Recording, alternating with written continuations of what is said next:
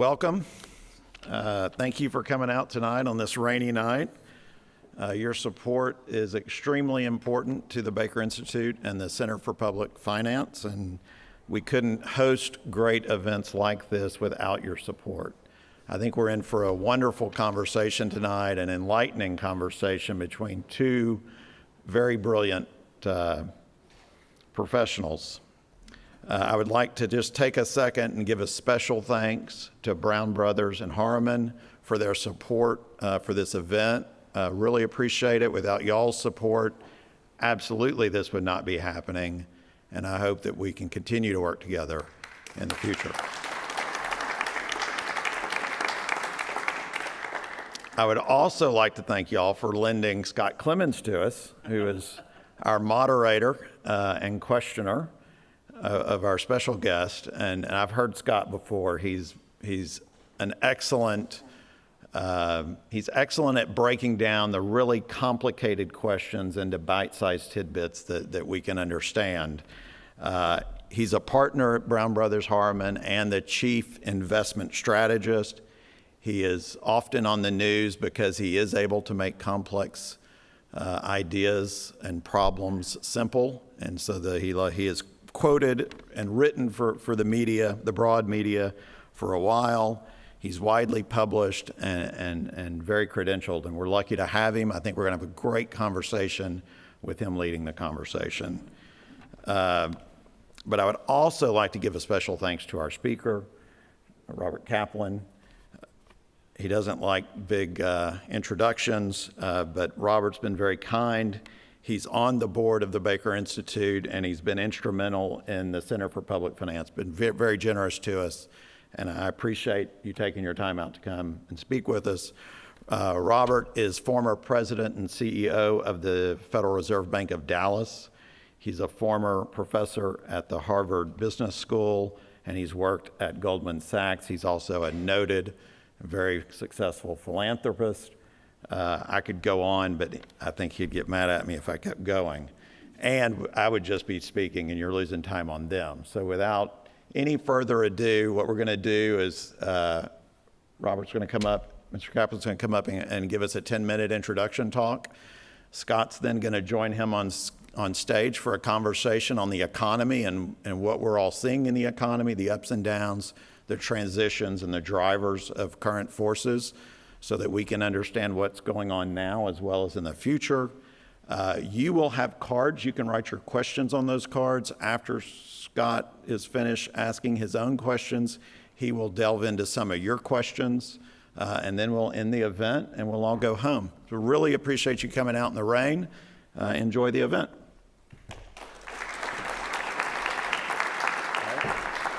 Thank you. Thanks for being here. Thank you, John. Scott, look forward to talking with you.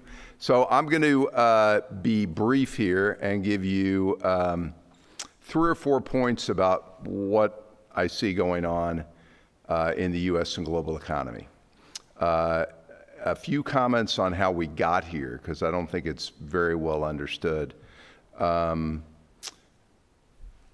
may remember back in 2019, you remember back that far, real GDP growth in the United States was 1.75%, and inflation was around 1.75%. And from 2010 to 2019, we kind of every year looked plus or minus the same. You know, a little less than 2% GDP growth, inflation below 2%. And one thing I was taught when I first got to the Fed, watch nominal growth, as simple as that sounds. So if you add real growth to inflation, it means nominal growth in 2019 was 3.5%. The reason real growth has been so sluggish for that 10 years is that GDP growth is the sum of growth in the workforce plus growth in productivity. That's it. So the problem in the United States, and I would say also in China, Germany, Japan, a lot of the developed world, is because of aging. Workforce growth in the United States in the 70s was 3%. In the 80s, it was a little lower. In the 90s, it was a little lower. It's been decelerating every decade. As we sit here today, workforce growth in the United States is something between 0 and 0.25%, okay? And that's why the immigration discussion in that context would be a very interesting discussion. The point of it is, it means that most of our growth in the United States has got to come from productivity growth. And productivity growth has been running about 1.5, 1.75%. But the issue is we have a very large service sector in the United States. And while AI and technology, yes, will replace call center workers, will replace drivers over the next 15 years, there's certain things. Somebody still cuts my hair. When you go in a restaurant, they've used technology, but you still have a lot of service people. There's probably 55 million workers who work in the service sector. They tend to make $50,000 a year or less. They tend not to have a college education. And by the way, in 2019, in that year I mentioned, not perfect, but they could make ends meet. Okay, so then you roll forward. I'll do this very quickly in light of time. I don't need to tell you what happened in 2020. We had a contraction of 30% in March. We had a rebound of 30% in April. And so we were in 8 or 9% hole from a GDP point of view. I was at the Fed at the time. We estimated the GDP gap, okay, our best judgment, how much GDP are we going to lose from this shutdown? And our thought was, I don't know, 8 to 10%. And we passed, the fiscal authorities passed the CARES Act. Remember the CARES Act? That was intended to fill the GDP gap caused by COVID, and it did. It was $1.9 trillion, and that's probably a little more than the GDP we lost from COVID, and the Fed lowered rates to 0, and the Fed bought 80 billion of treasuries and 40 billion of mortgage-backed securities every month, which is a nice way of saying we printed every dollar of the CARES Act. And we backstopped, along with the Treasury, various markets for a time until the end of the year. And the one thing about 2020 is probably the first downturn, and Scott can comment on this, probably the first downturn in modern history where consumer spending went up. That it does not happen. When you have a downturn, consumer spending goes down. Not this time, because we put so much money into the economy, people had a lot of spending money, okay? And I think if the story ended there, my guess is we would have had some inflation, we would have had some supply issues, but we wouldn't have had the problems we had. I think the issues that we're now wrestling with came after 2020, and I'll explain in a moment why, and then we'll cut to our conversation and can go through this more deeply. In 2021, we passed a new piece of legislation, also directed at COVID, the American Rescue Act. Remember that one? That was another $2 trillion. It was said to be related to COVID, but the truth is we'd already filled the COVID gap. The other reality is a good chunk of American Rescue Act money, it went through the federal budget, got disseminated to states, never got spent. It is sitting today, and it's hard to tell how much in bank accounts across the United States. The problem is a good chunk of that money has to be obligated by 24. In other words, the states have to decide where they're going to spend it, and it's got to be spent by 25. And there are projects, I can tell you firsthand because I'm involved in some of them, going all across the United States, and I talk to mayors and county judges trying to advise them, how are we going to spend this money? We don't need the money. Tax revenues came back, but we've got all this excess money. That's at least in the neighborhood of a few $100 billion that's getting spent this year and next year and 2025. And then we passed 2 more pieces of legislation in 22. One is called the Inflation Reduction Act, which was budgeted for, I think, $1 trillion. Most estimates I now see suggest it's going to be over budget, something like more like 1.4, 1.5 trillion. And why is it up? Because a lot of it was in the form of credits, and there's been a bigger take up on the credits than people expected. The pay-fors for the Inflation Reduction Act were supposed to be more tax revenues. The problem is tax revenues this last year actually went down, and the IRS agents that were supposed to be hired and the increased quality just never materialized. So the administration doesn't admit, but it's deficit spending. And then you got one other piece of legislation called the Infrastructure Act, bipartisan. which has authorized $1 trillion for infrastructure. Since it was passed last year, there's been something like $300 billion of infrastructure projects announced. Okay, so what's the point of all this? During 21, the Fed kept buying bonds. It never stopped buying bonds at $80 billion and $40 billion, $80 billion in Treasury and $40 billion in mortgage-backed securities, and kept rates at zero all year. And in fact, it kept rates at zero up until the fall of 2020 and kept buying the bonds. And for those who followed the Dallas Fed at the time, we sort of started screaming in the first quarter of 2021 that we had to stop. Why did we do that? Other than we're just obnoxious, is nominal GDP growth was running at 12%, and it ran for the year 21 at 12%. Remember in 2019, 3.5%. And so we had a lot of confidence that we were overheating the economy. And one of the big structural drivers, which Scott and I will talk about, that we're struggling with in this country, is back to demographic, we don't have enough workers. And so we dramatically increase not only the demand for goods, but for services. But the biggest, you can produce more goods if you give enough time. You can't produce more workers very easily. And so we threw the labor market way out of balance. And it's akin, I think, to driving your car at 120 miles an hour.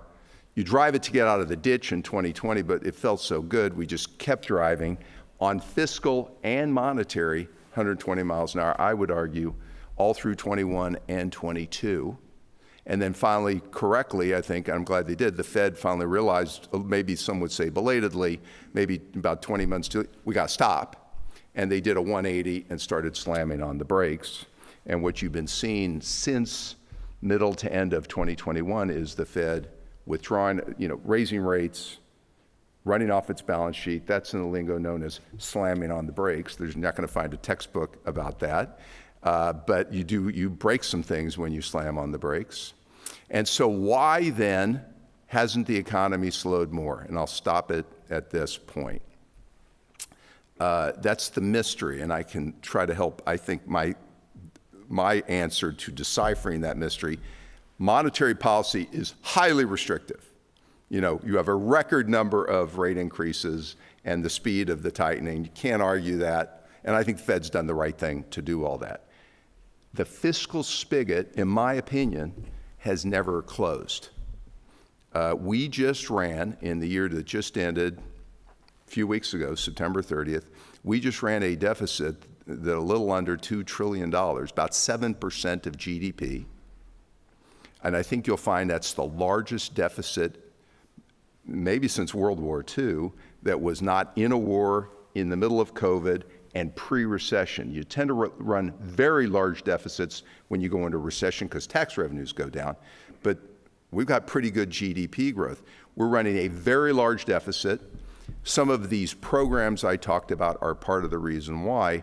But I would argue fiscal policy to some extent has been offsetting the restrictiveness of monetary policy. And so the big shocker is, if you ask folks at the Fed a year and a half ago to predict the effect of going from 0 to 5, first they never would have dreamed they would get to 5.25, 5.5. They wouldn't have guessed that. But if you told them they were, they'd say we'll be in a downturn for sure. And yet we've still got we're basically at full employment, and you have pretty resilient GDP growth. And I would argue the reason is that we are running very large deficits, and the market is sort of striking back now in the last 6 months in that the bond market, this is away from the Fed, is saying, listen, we've gone from 70% of GDP to over 100% of GDP in debt, 75 trillion of entitlements and growing. Interest expense for the year that just ended was about 650 billion, on its way to $1 trillion. And the average duration of the federal government debt's only 3.5 years, so it's going to reprice. And they're saying, you know what? We'll still buy treasuries, but we need to get paid more. And so you've seen a dramatic tightening and a rise in the rate that we're paying for a 5-year, 10-year, 30-year. They had a 30-year auction today, didn't go very well. Kind of shocked people. And you saw rates backed up. Why? Because people realized maybe this deficit thing is a real problem. And so the one thing I'll say, and then we'll stop, and we can talk about a lot more. all the focus has been, we've sort of been trading muscle memory. What's the Fed going to do? What's the Fed going to do? What's the Fed going to do? What's the Fed going to do? What did Jay say? What did he mean? I think you're going to see the action. I think the Fed is either done, and it should leave the option open to do more if it has to, but I don't think there's a lot more to do there. I think the attention increasingly is going to turn to the fiscal situation and the very large supply of treasuries that are coming this year, next year, the year after, increasing interest expense along with entitlements that are getting bigger and bigger and squeezing out discretionary spending, and how we're going to manage that. I think that's going to be the bigger conversation in the next chapter, and we'll talk about. So that's a little trailer for the conversation we're having. How's that? All right, now let's go to our conversation. I have about 123 questions. That's great. But can we, first of all, thanks to the Baker Institute for hosting this tonight. And thank you all for coming out on a rainy Thursday night to join us. I love that supply-driven model of GDP, mostly because it only has two variables, labor force and productivity. And I'm just back, I was in Japan last week, where of course labor force growth is and has been negative for quite some time. And of course in Japan there's really no immigration to speak of. It is just not an issue in Japan. Right. From a political and a policy perspective, how do we solve that issue in such a way that we can generate enough labor force growth that in addition to productivity can create the kind of economic dynamism that we have become accustomed to in this country and would like to continue to be accustomed to? So earlier in my career, from 90 to 95, I was shipped to Japan to run the Tokyo office and then Asia Pacific. You lived there. Yeah. And so I learned that, remember, I arrived just as the Japanese stock market was hitting 39,000, and I watched as it went down to like mid-teens. And I thought, oh brother. And I learned though, there's a huge difference between, this is good for us, Japan and the United States. Japan is not culturally receptive to immigrants. Mm-hmm. They have a big temporary worker program. They've done a lot of things to get more women more fully represented in the workforce. That's all good. They're trying to grow the workforce, but it's a very crowded country. Birth rate is not at replacement rate, and they are shrinking. Germany is too, by the way.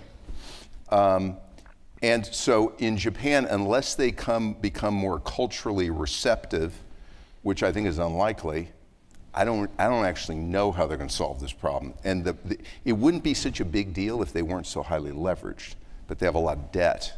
Now they have a high savings rate too. For us, we actually have a solution. We're very lucky. One of the distinctive competencies that's made America great is immigration. My grandparents weren't born here. I don't know about you all. I bet a lot of people in this audience were not, somewhere down the line, your grandparents or grandparents were not born here, and yet you're integrated and you're leaders of society and very productive. And I do think we have to get back to a constructive discussion of legal immigration. We're a magnet for talent.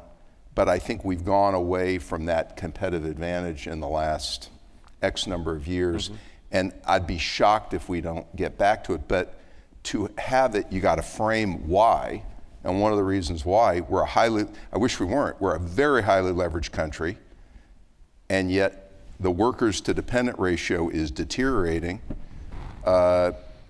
I think that immigration is part of the solution. It's not the problem, but we haven't had a constructive dialogue, and we need one. Yeah. To turn to the other side of that equation, productivity. And productivity, in large part, is a technology conversation. I was struck last night watching the GOP debate, and this was not on my bingo card, that TikTok is a campaign issue for at least 8 or 10 minutes last night, and whose daughter was on TikTok and who this, that, and the other thing. How do we think about, in a global economy, technological solutions and how they intersect with public policy? TikTok's, that's probably a productivity drain, that may be a bad example, but when so much of technology is not under policy control of the United States, if we start breaking up technology in this country, do we just cede that leadership to other countries that we might not want to? So one of the other big competitive advantages, and I like to think about competitive advantages like you think about for a company. Think of one of them is we're a magnet for talent. Number two, we've got the most innovation and innovative companies in the world and people, and we have a culture of innovation. The issue is, this is one other trend, globalization, which means we were able to attract workers from all over the world. Be amazed if you look at the percentage how many IT people and technology people were not born in the United States. And a lot of companies I talk to are struggling to get these people, permanent citizenship here. But we're going to need to be more open to global talent. I have no doubt we will come up with innovations that we will rapidly, and then I'll get to the flip side of this.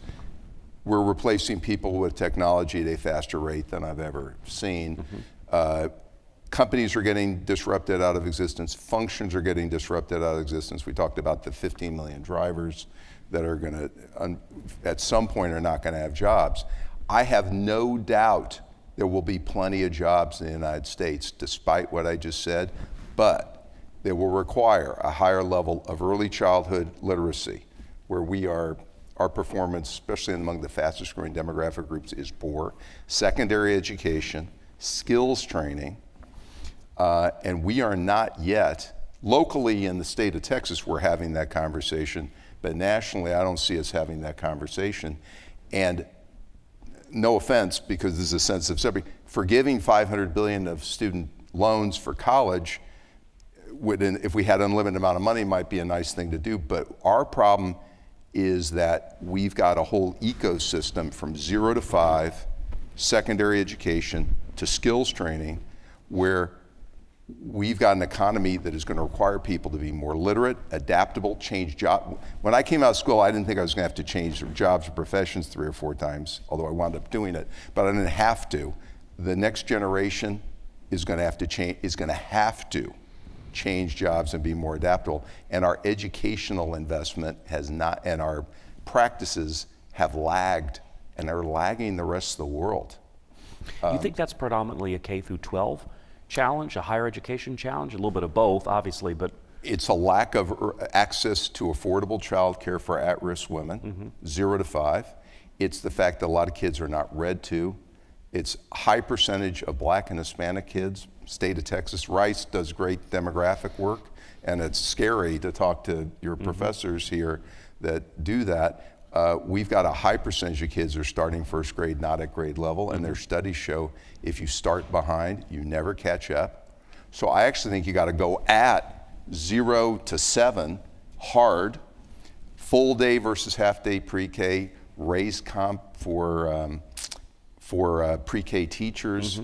I mean, we're just not going at this aggressively, but the problem is all this technology investment is great. I have no doubt it's going to be very effective, but to be accessible, you need to be more literate, and we've got to get better at training and retraining.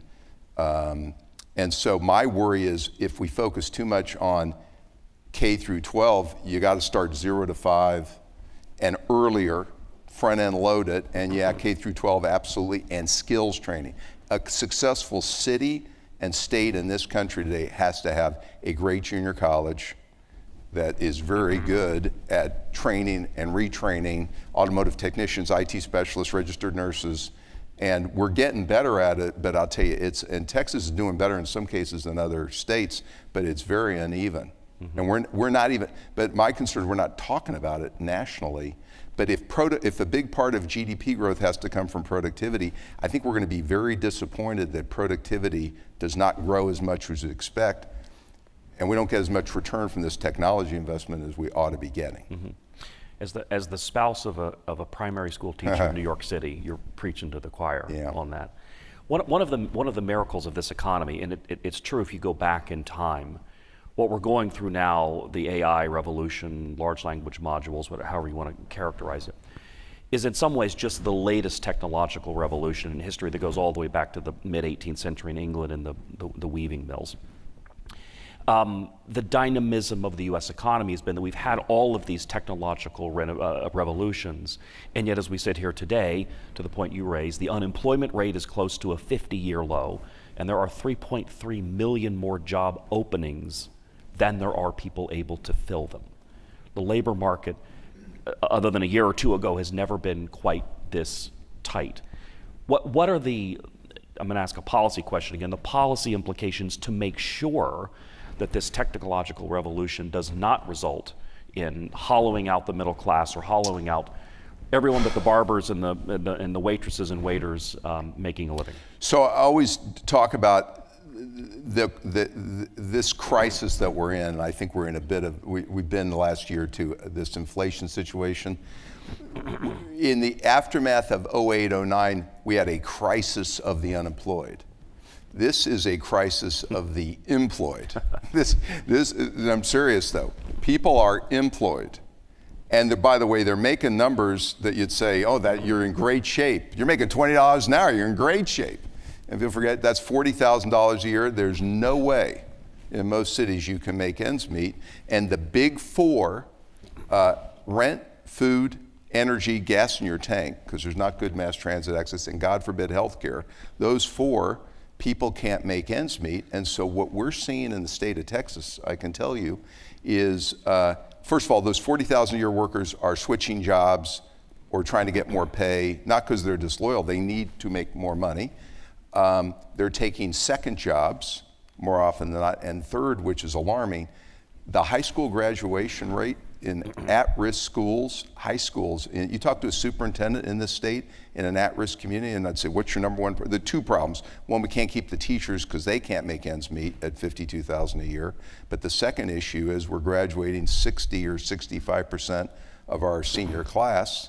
And where's the other, we used to graduate 85, 20% are quitting to go to work to help their families make ends meet. So we are having increasing wealth and income inequality. This is why the Fed is saying, rightly, we have to get inflation closer to 2.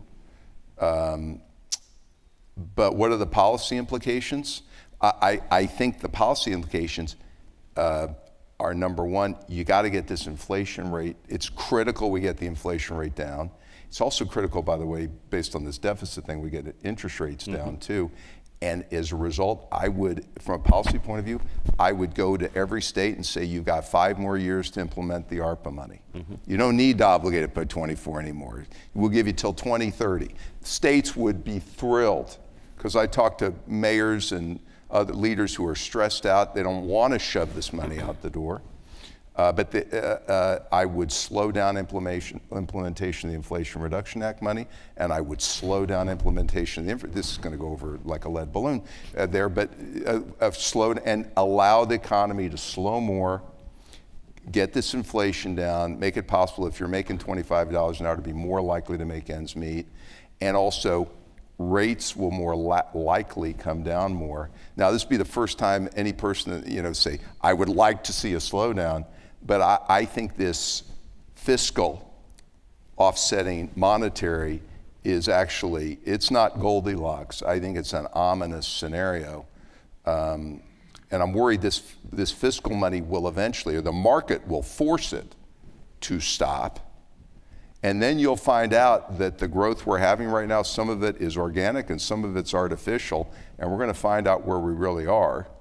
And we aren't going to have a lot of fiscal dry powder to get out of the next downturn. So I would try to slow this down, understanding that 23 and 24 we're in the middle of an election year, and I think people in office do not want to see the economy slow, but I think it might be the healthiest thing that could happen. There's an interesting dichotomy. Does this make any sense? Okay, good. An interesting dichotomy in markets now, whereby markets, and I'm going to talk about the futures markets, and this isn't one man's opinion. The futures market is anticipating the Fed is done raising interest rates. The Fed last raised interest rates in July, and the futures market is actually pricing in interest rate cuts starting in about this time next year, fourth quarter of next year. It was interesting to hear Powell say today at the IMF that the phrase that made the headlines was that the Fed is not confident Right. I'm going to put quotes around that, not confident that they have accomplished enough to bring inflation down to that last mile of 2%. And I wouldn't be confident either. Yeah, I hate to say markets are wrong, but for the futures market to be anticipating rates being lower a year from now seems unlikely to me.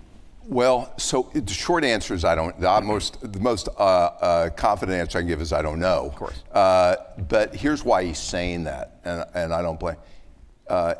Again, if we were not running 7% of GDP deficits, I think he'd be a lot more confident. Of course. Of course, I think GDP growth would be lower, and you might start to have the unemployment rate inch up more even than it appears it may inch up even without it. But he's got to leave. I don't think he I would, if I were there, I won't say what he wants to do. If I were there, I would not want to raise rates again. I really wouldn't, but I would not dismiss the option. And what he's doing is the right thing. Is unless he says that, people are going to keep saying he's done, and he cannot allow that to happen because he may have to do more.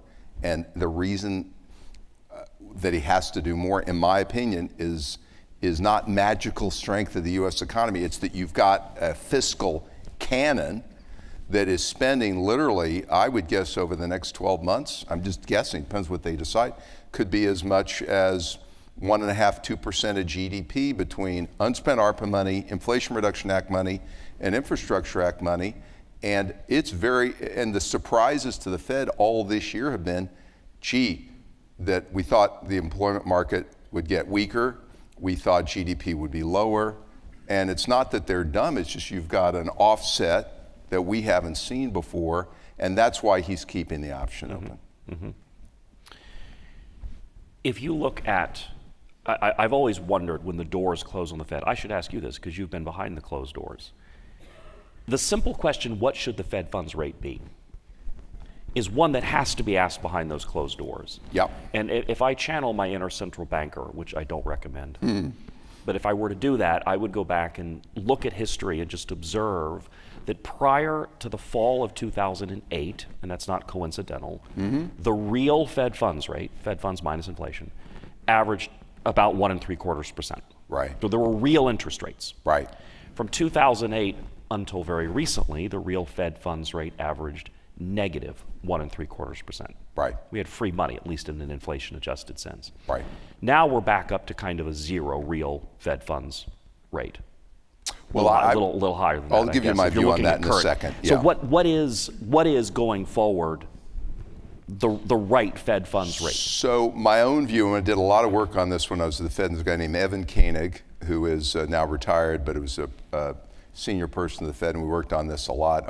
This is referred to in lingo as R-star. Do you ever heard this term R? You ever wonder what that is? That's the real Fed funds rate. And so I would argue, by the way, the real ex-inflation Fed funds rate today is 1.75% to 2%. I'm assuming inflation rates 3.5-ish. Yeah. Fed funds rates 5. So pretty restrictive by historical standards, right? My own view is, and I feel this because I think prospects for future growth globally are lousy. Pardon me for saying why. Because again, workforce growth, first part of the equation is going to hover around 0, maybe 1/4%. All the rest of it's going to have to come from productivity growth. So my own view is, over the horizon, I think the real Fed's funds rate is in a lower growth environment like we're heading into because of demographics is closer to 1.5 to 3/4 real. Maybe it's 1, but I don't think it's a lot more than that. But then you got to add the inflation rate, and I think it's going to be hard for the Fed by itself to get inflation down to 2, and I think you're more likely to get to, I don't know, I think it's going to be sticky below 3. So maybe get to 2.5, 2.75, let's say, if all goes well. Add 75 basis points, what's that, 3.25, 3.5. Add 150 basis points, by the way, for the term premium. We were talking about this upstairs. That gets you a 10-year treasury at 5% and a Fed funds rate at 3.50. I'm sure it won't be that, but I would guess it'll be in the neighborhood of that. And so the good news is we're not going to be living, I don't believe, unless government spending just does something that I don't expect, we're not going to be living with 5.5, 5.25 indefinitely. I think you are going to start to see cuts. I have no clue. I mean, if I were at the Fed, I wouldn't even try to predict when. I'll believe it when I see it, and I need to see inflation realized start to lower. Then I would be willing to cut rates. That's what they're going to do. They're not going to be able to predict it. I can't either. But we're going to be over the horizon. Next 2 years, you'll eventually get to 3.25, 3.5. And so that's the good news on the short end. My worry is not about that. My worry is on the long end. I actually think if people are alarmed that the 10-year is this high, I don't know, maybe it could get higher. Well, I mean, it's, the 10-year at 5% is high in the last 15 years, but that is not a high rate of interest at the 10-year yield. And listen, there have been periods. A friend of mine just sent me a chart on the spreads between 2s and 10s over the last 50 years. And you know this probably better than I do, but there have been periods it's been as wide as 250. Yeah. So 150 would be fine. That's kind of the average. But if we have just a huge supply of treasuries that we're selling, and the Fed isn't buying treasuries anymore, banks did buy treasury related and go very well. I don't need to tell you. And China and foreigners are not buying as much. I think people will buy our debt, but I think the long end is going to stay sticky up here. And the problem with that it wouldn't be a problem if we weren't so highly leveraged and getting more leveraged all the time. So we're borrowing at very high rates to fund a lot of this current spending. And if it was your family or your company, it's, maybe we'll live without this and let's not borrow so highly. And by the way, if we can make progress on the deficit or the debt, maybe we won't pay as much in long rates. I just think this is not I worry about the long run that this is keeping us out of a recession this year and next year, but I don't think that should be our goal. Mm-hmm.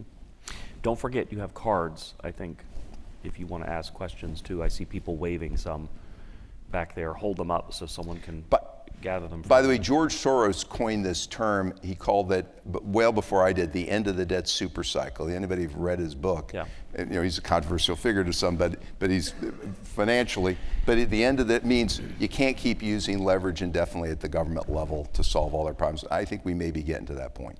So is this mitigated somewhat by the fact that over the past 15 years, households have deleveraged? Yeah. That you've seen a big, not coincidentally, coming out of the global financial crisis, it's not that debt levels haven't continued to rise, they have, but income levels have risen faster, asset levels have risen faster. Yeah. So if you look at household, not government, household debt to income is about a 30-year low level. Household debt to assets is at about a 50-year low level. I agree with all that. So there's a bit of a an economic shock absorber built in at least the private sector. Yeah. Now, of course, we've just taken all that debt and put it over on the public side of the balance sheet. Yeah. How do you think about those two interactions? So it's interesting to your point. So again, back to 08, 09, that was a crisis of the private sector. Right. The household sector was over leveraged. Companies were over leveraged. We had all these credit default swaps, all that. This is now, you've got a situation where, what we just talk about, a high percentage of mortgage owners have termed out. The high rates are not affecting them. They've already got a fixed rate mortgage. Companies, if they're big and had access to the public markets, they termed out and locked in lower rates. There's only two parties that didn't lock in lower rates. Small business don't have that option. They have to borrow from the banks, and so it's tough for small business. But the party notably that did not term out was the federal government. Right. I mean, there was the Fed, this is sensitive, but the Fed balance sheet went from 4 to 9 trillion, and I would guess the mark on the Fed balance sheet right now, the negative mark is probably $1 trillion. That $1 trillion mark, though, made it possible for the private sector to basically, if they were on their toes, to term out and protect their financial future. And this next crisis is how do we sort out the government finances? We're not actually used to a challenge like that, right? No, 30 years ago, 40 years ago. Is that when it happened? Yeah. So why didn't the government term out? I mean, there was talk about issuing 50-year bonds, which some European governments have done. Yeah. Century bonds, which 5 years ago, we could have issued a century bond at I'm going to guess 3%. Amazing. Yeah. And there's demand for it. There are buyers for that. What I've maturity. been told, and you probably have a better answer than I mean, I've asked people in the Treasury all these years, why aren't you terming out? And I think the truth is tended to be a upwardly sloping curve, and it's cheaper to borrow short than long, so they borrowed short. That's about as simple as that. One of the things that's weird, companies, for those of you, you're the head of your family for 40 years. You run your company for, I know, 10 years or shorter. You run a company for 15 or 20 years. But if you're a government official, a political appointee, you're not in your job for very long. And so they thought very short-term oriented about debt management. What do you think? So I've heard that. The other somewhat subjective answer that I've heard is it is one thing to push debt off to our children, but to go too many generations out into the future is unethical. Okay.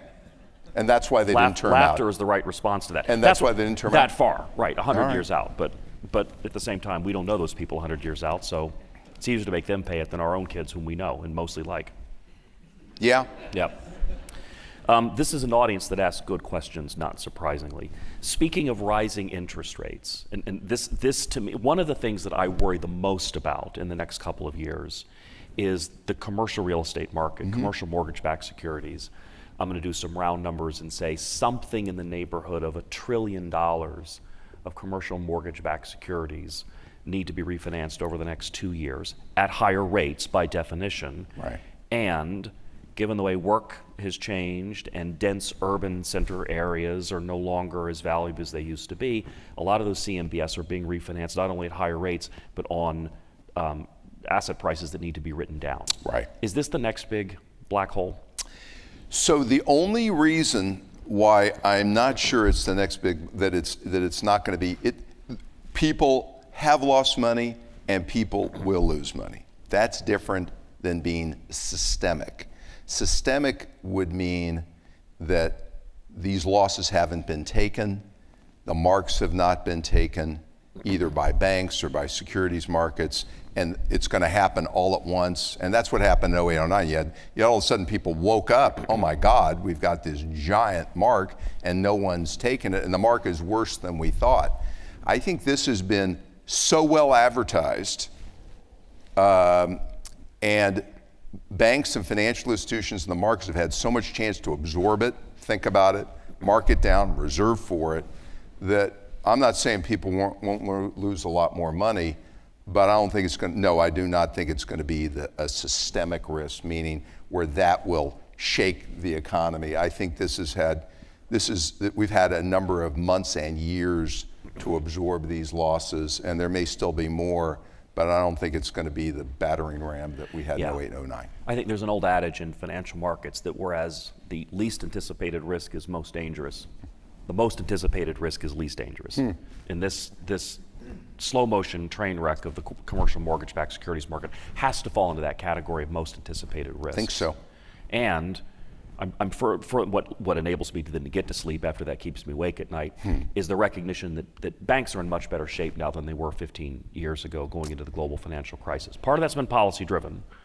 Capital adequacy ratios are much higher, balance sheets are much stronger at larger banks. The JP Morgan Well, cities, they've taken their marks. It's tough to be a banker today with deposit costs and everything else, but I agree with you. Now, that doesn't mean I have a lot of friends in the real estate business. They're miserable, and they're getting more miserable, but I don't think it's going to be systemic. Yeah. So here's a question from someone else who watched the GOP debate last night. This is on my mind, too. I'll just read it. What is it going to take to seriously address entitlements, specifically Social Security? And then I'll riff and say, if you look at the outstanding federal debt, which we've talked about, that's kind of the tip of an iceberg.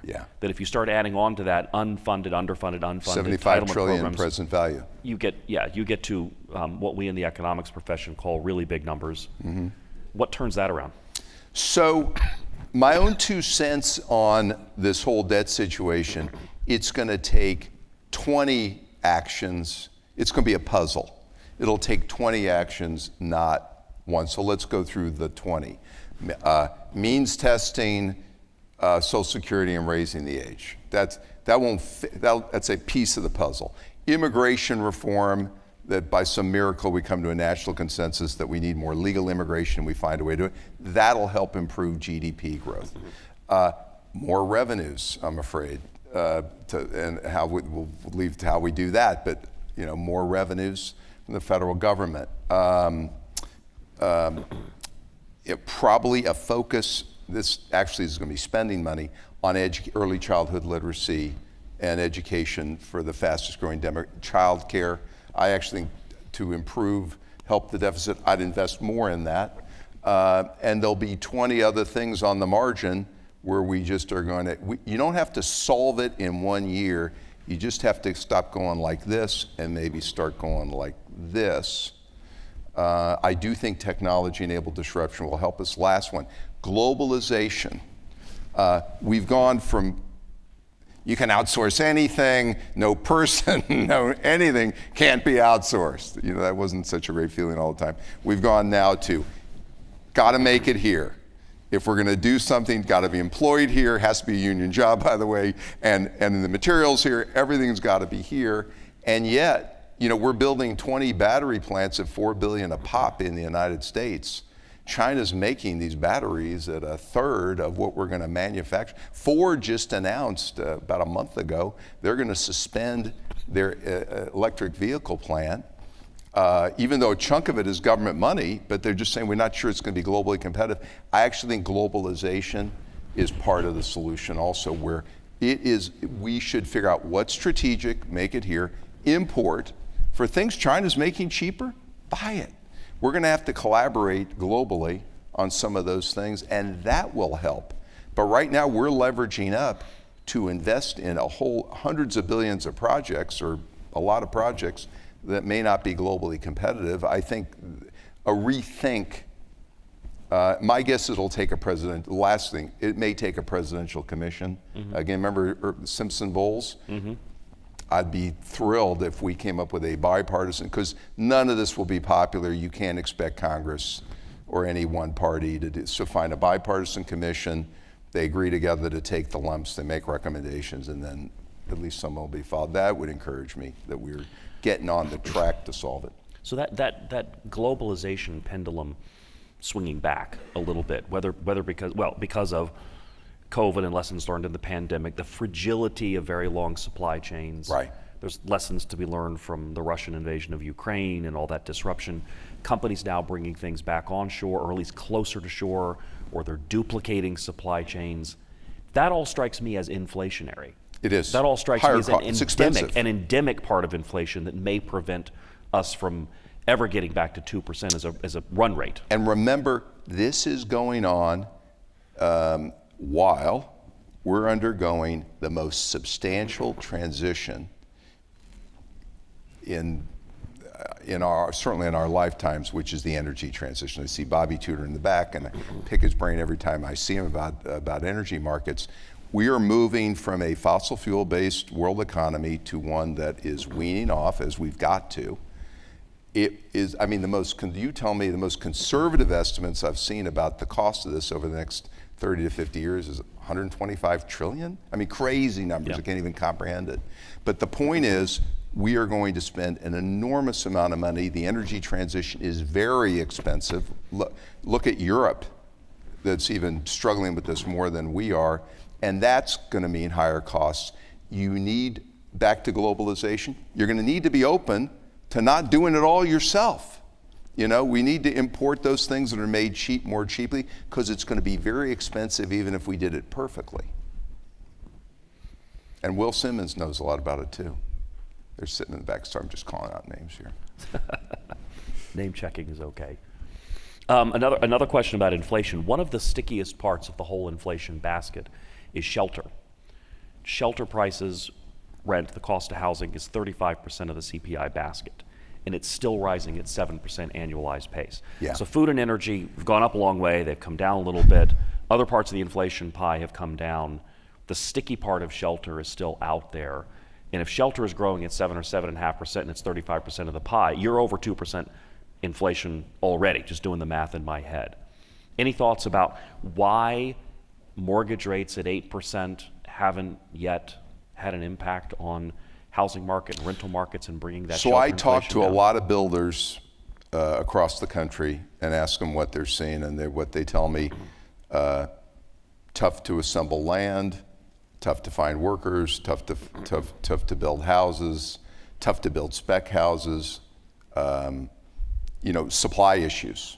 And by the way, when the interest rate is this high, it's tough to be a spec builder and build more. And so this is one of those weird cases where you think higher rates lowers, the thought was always higher rates cools demand, lowers costs.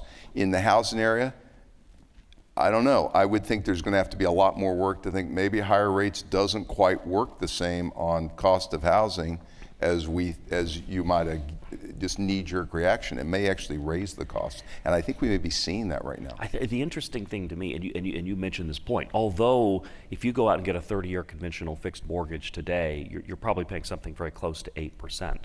The average outstanding mortgage is less than half of that, 3.7%. Yeah. Because if you were smart enough or lucky enough to have refinanced 3-5 years ago, you've now got a 27, 25-year mortgage locked in. The really interesting dynamic that I think we're seeing is that that's actually reducing the supply of housing. It is. People so are all going to else hang being on. equal, demand's come down, but supply has also come down, whether new construction or existing homes. People are, it is hard to find availability. People don't want to sell. I don't blame them because they're going to have to find another place to live. And so, listen, we'll work through this, but on this higher for longer rates, so again, the dynamic. Fiscal very tight, monetary very tight, fiscal very accommodative. The impact of it is GDP growth, not surprisingly good, consumer surprisingly good, not perfect, job market strong, and you think all good. The problem is time is not our friend. So we've raised rates to get this inflation down. We've taken the medicine. This medicine has a shelf life, and rates staying higher for longer, we need to find ways to, if we're going to cool the economy, let's get it done. Cool. If we're going to fight this war, let's win the war, get these rates down, because I'm afraid doing it the way we're doing it right now, you're going to have rates higher for longer, and there are real costs to rates being higher. You're going to have this dislocation in the housing market. You're going to have the federal government issue. You're going to have higher and higher interest expense where all of a sudden we're stuck between that and entitlements. You're going to get yourself we're getting ourselves in a pickle. Rates would be even higher if it were not for the fact that the United States has the single best brand value in the history of the world in the form of the US dollar. Do you think that dollar hegemony is at risk, either through the growing competitiveness of other currencies or things we're doing to ourselves through fiscal mismanagement? Not yet, and despite conversations by the BRIC countries and OPEC and wanting to denominate away, and China would love to see countries denominate away. And the reason is, on the one hand, China would need 20 years of reforms before you'd ever want to put much of your money there. And so this is a relative game. And so there's good news and bad news. The good news is I think we've got a 20-year runway plus, but but we're relying too heavily on that runway, and we would be wise to take action now. The issue is, I used to think it was dollar being the world reserve currency or we lose it, and oh my God, I think we're learning there's an in-between, and we're living it right now. People still want to be in dollars, but they need to get paid 100 or 200 basis points more to buy your debt. And so that's the step before, and we're going through that right now, and I think we're learning this is a serious matter to move along this continuum. So I love this question, given this has been big picture thinking, which I love. Okay. I haven't asked you what GDP is going to be next quarter because you don't Good, know, and I I don't don't know know. either. Right? I love the big picture thinking, but I love this question. Given the hand that we've been dealt, however defined, if you're talking to your kids or you're talking to your grandkids, what should they major in college Same. to thrive in this environment? So I give advice more figure out what you like to do, what your passions are when you're at your best. Where do you shine? And have a hopefully a realistic sense of what you're good at and what you're not good at. And pick something you have a passion for. There will be a range of jobs, and the stuff that you think is the hot job now may not exist 20 years from now. Don't even try to predict it. You're going to do best in your career if you do something you have a passion for, and don't outsmart yourself. That would still be my best advice. And I taught hundreds and hundreds and thousands of students at Harvard Business School, and it's still my best advice to young people. Mm-hmm. The only constant is change. And passion is the rocket fuel that drives high performance. Yeah. And make sure you love what you do. And I don't know what it's going to be, but you'll do fine. You'll do well if you'll enjoy what you're doing. So at some point, I've been at Brown Brothers Harriman now my whole career since I graduated from college, and at some point, I became the wise old man at Brown Brothers. I don't know when that happened. But just this morning, I was talking to some of our young new hires who haven't been alive as long as I've been at Brown Brothers. And to that point, I've said to them, your career may go in a wide variety of directions, but a career that's related to the economy or financial markets or interest rates or policy, you'll have long days at work, you'll have bad days at work, you'll have good days at work, but you'll never have a boring day at work. Yeah, that's Because great. I think we've demonstrated the only constant is change. So I'll say one other thing, because I get asked this all the time, to investors, companies, I do a lot with companies, nonprofits. I would say a lot of people are assuming that if you read the paper, you think, okay, we've been through a downturn, even though we haven't had a downturn, and things have really slowed. And a lot of industries, by the way, field goods industry, real estate, we're in a terrible downturn. And but it's, I don't know when, but Fed's going to start cutting rates eventually. And what I'm saying is and by the way, let's take some risk. And my advice is, I think that may be what happens. I don't know. But the other thing that could happen is it's gone like this, and we have another leg down, especially when the government money starts to dissipate, and we get a more natural view. The back end of the curve, I have no clue how this is going to, with this debt, going to sort itself out. Keep more dry powder. If you're over leveraged, try to do things to deleverage. This is not the time to be a hero and step into the lurch and leverage up. And you'd think, oh, that's obvious. There's a lot of people that are contemplating decisions like this. This is a period, get through the next 2 or 3 years. There's going to be great opportunities over the next 10 years, I'm sure. But only if you survive would be good. And 2, you have dry powder and you're not over leveraged. And so I caution people. But when you read the papers, sometimes you think, it's now? And no, not now. Let's make it through this and make it through the next couple of 3 years. I think we're not out of the woods yet. And this is going to take another turn, and just make sure you're ready for it. Yeah, and I think from an investment standpoint, I'm kind of old-fashioned in this regard, but I've always liked cash. I like it a little more now because it's actually got a yield to it. Yeah. But even in an environment where there's no yield on cash, the option value of cash to take advantage of volatility and uncertainty, I like that all day long. Yeah. Speaking of helping you sleep, we're past the 7 o'clock hour. We've overstayed our welcome. Thank you, Robert. Thank you, Scott. Thank you, Brown Brothers. Thank you, Scott. Thank you, Baker. John.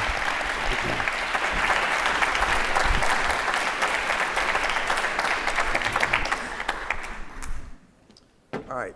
Thank you all very much. This was excellent, very informative. I want to thank all of you. Thank you for coming out. Be safe going home. And we're hoping to have more events soon. And the Baker Institute is always having events. So look up your favorite topic of study and come to another Baker Institute event. Thank you. Have a great night.